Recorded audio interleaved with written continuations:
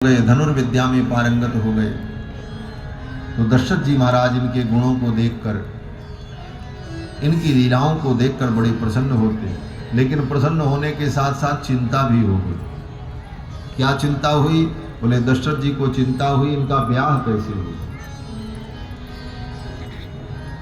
बोले बेटे के ब्याह की चिंता, बेटी के ब्याह की चिंता तो सुनी जाती है कि पिता को बेटी के ब्याह की चिंता होती है, और बेटे के ब्याह की चिंता, वो भी ऐसे बेटे जो इतने योग्य हैं, चक्रवर्ती सम्राट के पुत्र हैं, इतने सुंदर हैं, इतने सुशील हैं, जिसको 1000 बार गर्ज होगी वो आएगा और ब्याह का संबंध करेगा। लेकिन फिर भी दशरथ जी महाराज को चिंता हो गई मेरे बेटों का ब्याह कैसे हो। और थोड़ी मोड़ी चिंता नहीं हुई महाराज। वाल्मीकि महर्षि वर्णन करते हैं, अथ राजा दशरथस्तेषां दार क्रियां प्रति चिंतयामास धर्मात्मा। धर्मात्मा दशरथ जी को चिंता हो गई, तेषां दार क्रियां प्रति, मेरे इन पुत्रों का विवाह कैसे हो। और इतनी चिंता हुई। आप सोचो, जब किसी बात को लेकर के चिंता होती है व्यक्ति को, तो चिंता जब तक छोटी रहती है तब तक व्यक्ति अपने मन में ही रखता है।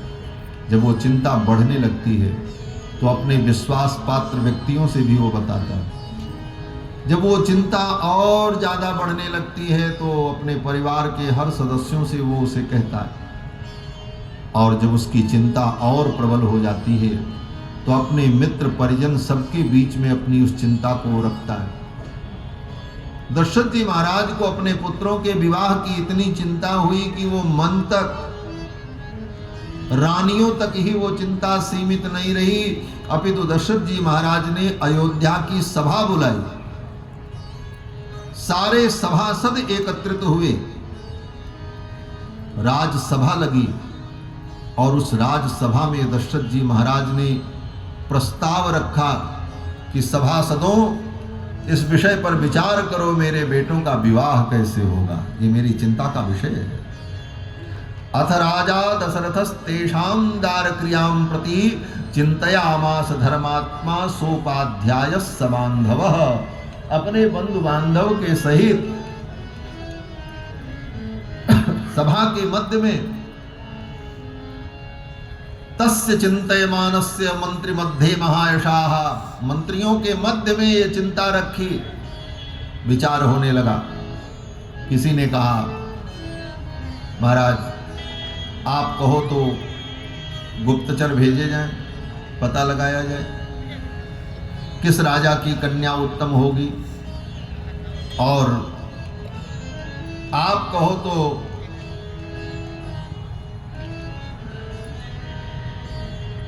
सूचना भेजी जाए अन्य राजाओं के यहाँ। लेकिन हम वर पक्ष के लोग हैं, स्वयं किसी के घर सूचना भेजें कि आओ अपनी बेटी का विवाह करो, ये तो मर्यादा नहीं। विविध चर्चाएं होने लगी, और ये सब चर्चा जब हो रही थी तब तक द्वारपाल ने आकर के सूचना दी, महाराज की जय हो। महाराज ने कहा, क्या हुआ? द्वारपाल ने कहा,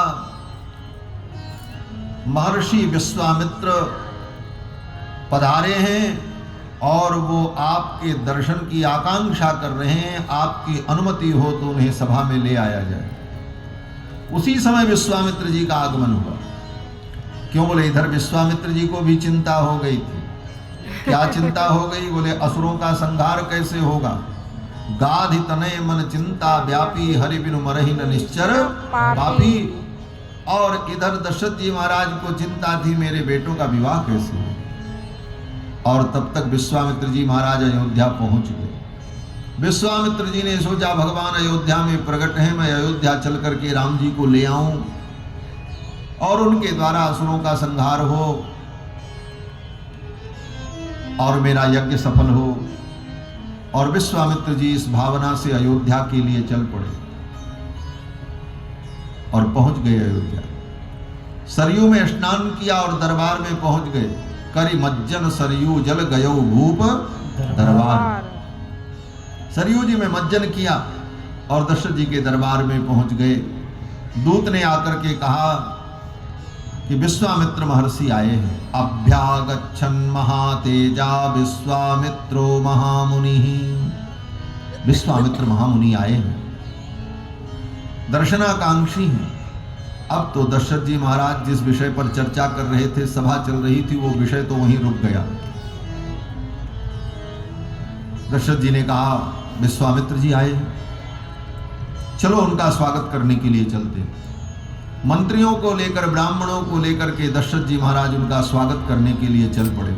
मुनि आगमन सुना जब राजा, मुनि आगमन सुना जब राजा, मिलन गयो ले विप्र समाजा, मिलन गयो ले विप्र समाजा। कर दंडवत मुनि सन्मानी, कर दंडवत मुनि सन्मानी। निज आसन बैठारने आनी, निज आसन बैठारने आनी। चरण पखार की नियति पूजा,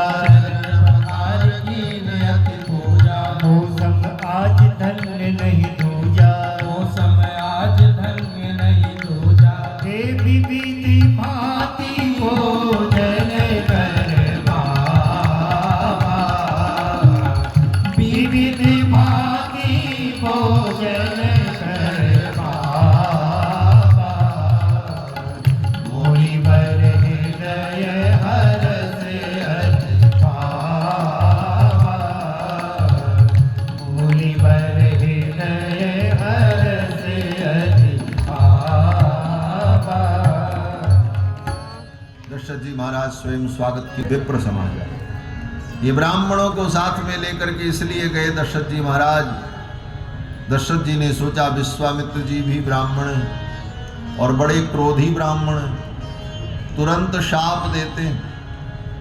अगर कहीं मुझसे कोई गलती हो गई, उनके सम्मान में कोई कमी रह गई, तो कहीं विश्वामित्र जी नाराज हो गए तो उनके क्रोध से हमारी रक्षा कौन करेगा। तो ब्राह्मण के क्रोध से तो ब्राह्मण ही रक्षा कर सकता है।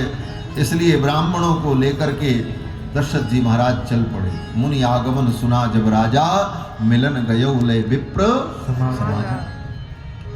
अगर मुझसे कोई गलती हो जाएगी तो ये जो मेरे साथ ब्राह्मण लोग हैं, ये मुझे संभाल लेंगे, इनकी कृपा से मेरी रक्षा हो जाएगी। इस भाव से दशरथ जी महाराज आए और दंडवत किया। करि दंडवत मुनि सन्मानी, और निज आसन बैठारिन आनी, और ला करके अपने ही सिंहासन पर उनको विराजमान किया, आसन दिया। चरण पखार कीन अति पूजा, चरण धोया, और फिर विविध भांति भोजन करवावा। अनेक प्रकार के सुंदर सुस्वाद व्यंजन भोजन कराए। विश्वामित्र जी प्रसन्न हो। फिर वही तरीका, संत आवे तो आदर पूर्वक ले जाओ, बैठाओ, चरण धो, पूजा करो, भोजन कराओ, और जब प्रसन्न हो जाएं तब उनसे आशीर्वाद प्राप्त करो।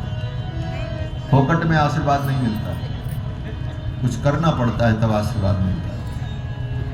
दशरथ जी ने आदर किया, चरण धोया, भोजन कराया। विश्वामित्र जी इतनी दूर से यात्रा करके आए थे।